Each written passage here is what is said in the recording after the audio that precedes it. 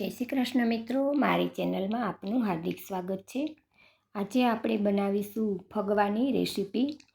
તો જ્યારે આપણે શ્રી ઠાકોરજીને અત્યારે ખેલના દિવસો ચાલે છે, વસંત પંચમીથી ડોલોત્સવ સુધી શ્રી ઠાકોરજીને અબીર ગુલાલથી ખેલાવવામાં આવે છે। ત્યારે ખેલના સમયે આપણે શ્રી ઠાકોરજીને આ ફગવાના ભોગ આવે છે। આ તમાર પછી આ અમે ધરાવીએ છીએ આજ્ઞાથી। એ તમારે જે પ્રમાણે આજ્ઞા હોય ને એ પ્રમાણે તમે શ્રી ઠાકોરજીને ધરાવી શકો છો। તો અહીંયા હું બે રીત તમને બતાવીશ કે બે રીતે કઈ રીતે આપણે ભગવાનને સિદ્ધ કરી શકાય। તો અહીંયા મેં કુકરમાં આપણે કોરું તેલ લેવાનું છે, સખડીમાં હોય ને એવું તેલ નહીં લેવાનું।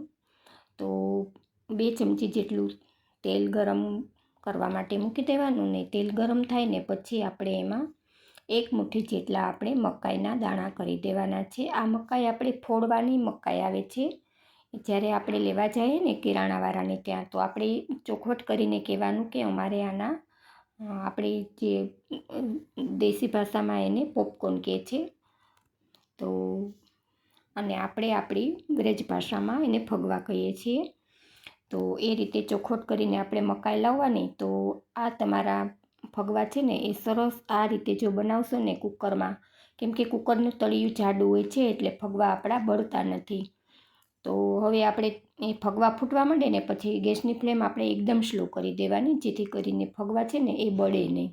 અને બધા તમે જો એક પણ દાણો આમાં મકાઈનો રહ્યો નથી।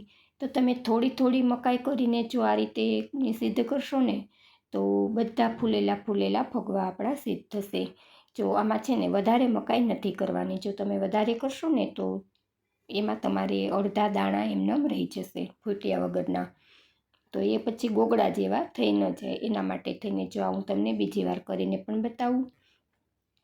જ્યારે આપણે તેલ કરીને ત્યારે ગેસની ફ્લેમ હાઈ કરી દેવાની અને જ્યારે ફૂટવા માંડે ને પછી આપણે આ ડીશ ઢાંકી દેવાની અને ગેસની ફ્લેમ મીડિયમ ટુ સ્લો કરી દેવાની, જેથી કરીને ફગવા આપણા સરસ જુઓ તમે જોઈ શકો છો ને કેવા સરસ એવા બધા ફૂલીને દડા જેવા થઈ ગયા છે। તો આ રીતે તમે ફગવા સિદ્ધ કરી અને શ્રી ઠાકોરજીને ખેલભોગમાં ધરાવી શકો છો। તો જો અહીંયા આપણે નીચેથી મસાલો કરીશું। તો અહીંયા મેં સંચળ પાવડર છે, હિંગ છે અને મરીનો પાવડર, આ ત્રણેય મિક્સ કરી અને પછી જો આ રીતે આપણે આ તેલવાળા ફગવા કર્યા છે ને એમાં આપણે એ ઉપરથી સ્પ્રિંકલ કરી દઈશું ને એટલે એનો સ્વાદ સરસ એવો આવશે। એ તમે તેલની આજ્ઞા ન હોય ને તો ઘીમાં પણ કરી શકો છો, પણ નીચે ઉતાર્યા પછી આપણે મસાલો કરીશું ને તો એ સખડીમાં નહીં ગણાય। તો હવે જો આ છે ને સિંધવ નમક છે, મેં એક વખત વાપરેલું છે ને એટલે કાળું થઈ ગયું છે। તો આપણે આ રીતે સિંધવ નમકમાં પણ તમે ફગવાને સિદ્ધ કરી શકો છો।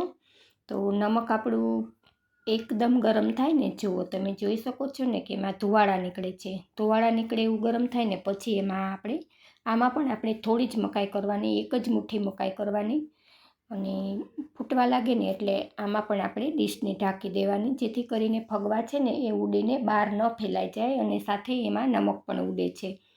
તો બહાર બધું ખરાબ ન થાય અને ફગવા બહાર ઉડીને ન જાય ને એટલા માટે થઈને આપણે ડીશ ઢાંકી દેવાની અને ગેસની ફ્લેમ એકદમ સ્લો કરી દેવાની, જેથી કરીને ફગવા આપણા બળે નહીં। તો તમે જોઈ શકો છો ને કે આ રીતે સિંધવ નમકમાં પણ આપણા ફગવા સરસ એવા ફૂટી ગયા છે, આમાં પણ આપણે બિલકુલ ગોગડા થયા નથી। તો જો આ બંને રીત તમને પસંદ આવી છે કે નહીં એ કમેન્ટ કરીને જરૂરથી જણાવજો। અને હવે આપણે જુવારના ફગવા પણ સિદ્ધ કરીશું। તો જુવારના ફગવાને પણ આપણે આ બે રીતે જ સિદ્ધ કરી શકાય। એને પણ આપણે જેમ મેં પહેલાં તેલમાં કર્યા છે ને કુકરમાં એ રીતે પણ થઈ શકે, પણ મારી પાસે અત્યારે જો આ મુઠ્ઠી 1 જ જુવાર હતી એટલા માટે હું તમને આ એક જ રીત બતાવું છું આમાં। તો આ રીતે જુવારના પણ ફગવા આપણે સિદ્ધ કરીને શ્રી ઠાકોરજીને ધરાવી શકાય છે। તો જો મારી રેસીપીઓ તમને ગમતી હોય ને હજુ સુધી ચેનલને સબસ્ક્રાઈબ ન કરી હોય તો પ્લીઝ ચેનલને સબસ્ક્રાઈબ કરી અને સપોર્ટ આપવા નમ્ર વિનંતી। તો જુઓ તમે જોઈ શકો છો ને કે જુવારના ફગવા પણ બધા સિદ્ધ થઈ ગયા છે, એમાં પણ આપણે બિલકુલ એમાં જુવારનો આખો દાણો બચ્યો નથી, બધા સરસ એવા ફૂટી ગયા છે।